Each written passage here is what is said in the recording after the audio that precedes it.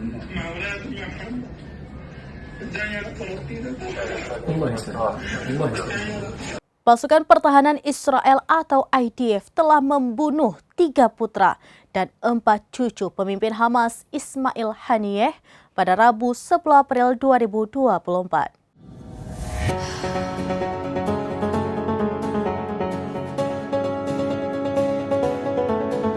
Pasukan Pertahanan Israel atau IDF telah membunuh 3 putra dan 4 cucu pemimpin Hamas Ismail Haniyeh pada Rabu 10 April 2024. Ismail Haniyeh pun merespon kematian 3 putranya dan berjanji akan melakukan serangan balasan.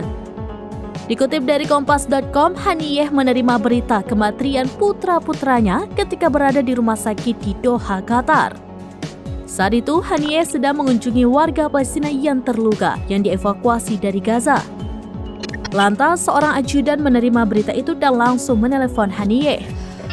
Mendengar kabar duka tersebut, Haniyeh hanya mengangguk, menunduk, dan perlahan-lahan berjalan keluar dari ruangan. Haniyeh pun mengonfirmasi kematian tersebut dalam sebuah wawancara dengan Al Jazeera. Ia mengatakan bahwa putranya menjadi martir dalam perjalanan untuk membebaskan Yerusalem dan Masjid Al-Aqsa. Ketiga anak Haniyeh itu bernama Hazem, Amir, dan Muhammad. Pihaknya mengatakan Israel merupakan kriminal yang tidak menghargai standar hukum apapun. Dengan kematian 3 putranya, Haniyeh mengaku tidak akan gentar. Bahkan posisi Hamas tidak akan melunak, justru semangat balas dendam membela warga Gaza yang ditindas IDF.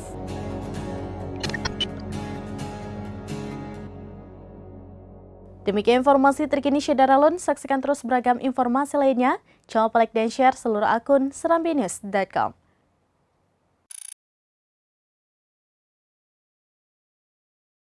Download Tribun X sekarang. Menghadirkan lokal menjadi Indonesia.